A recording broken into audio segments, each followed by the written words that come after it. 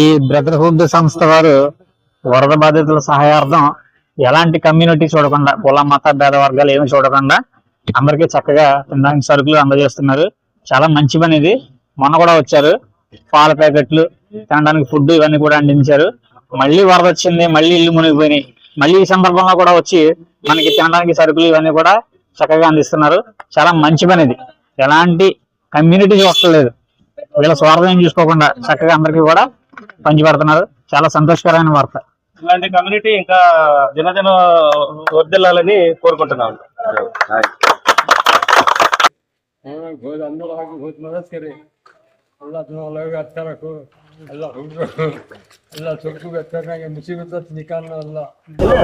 ప్రజలకి ఇబ్బందులు వచ్చినప్పుడు సేవ చేయడం, అండగా నిలబడడం, మానవత్వంతో స్పందించడం బ్రదర్హుడ్ చారిటీకి కొత్తేమి కాదు.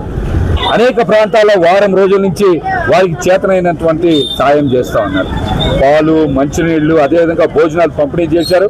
అవసరమైనటువంటి వారందరినీ కూడా ముంపులోంచి బయటికి తీసుకొచ్చేటువంటి మరి గొప్ప ప్రయత్నం కూడా చేసినటువంటి బ్రదర్హుడ్ చారిటీస్ వారికి నా హృదయపూర్వక కృతజ్ఞతలు.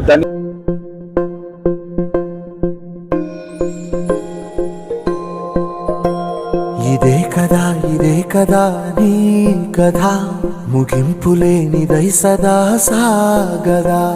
ఇదే కదా నీ కథ, ముగింపులేనిదై సదా సాగదా. నీ కంటి రెప్పలంచున మనస్సు నిండి పొంగిన ఓ నీటి బిందువే కదా నువ్వెతుకుతున్న సంపద. ఒక్కొక్క జ్ఞాపకానికి 100 ఏళ్ల ఆయువుందిగా, ఇంకెన్ని ముందు వేచనో అవన్నీ వెతుకుతూ పదా.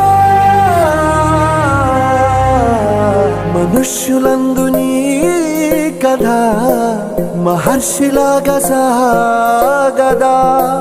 మనుష్యులందు నీ కథ మహర్షిలాగా సాగదా.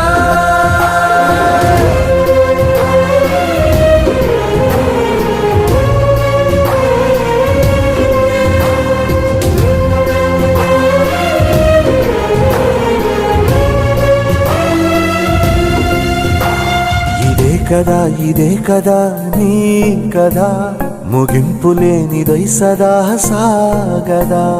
ఇదే కదా నీ కదా, ముగింపులేనిదై సదా సాగదా. నిస్వార్థమెంత గొప్పదో ఈ పదము రుజువు కట్టదా. సిరాలు 1,00,000 వంపదా, చిరాక్షరాలు రాయదా. నిసీధి ఎంత చిన్నదో నీ కంటి చూపు చెప్పదా. నీలోని వెలుగు పంచగా విశాల నింగి చాలదా. మనుష్యులందు నీ కథ మహర్షిలాగా సాగదా. మనుష్యులందు నీ కథ మహర్షిలాగా సాగదా.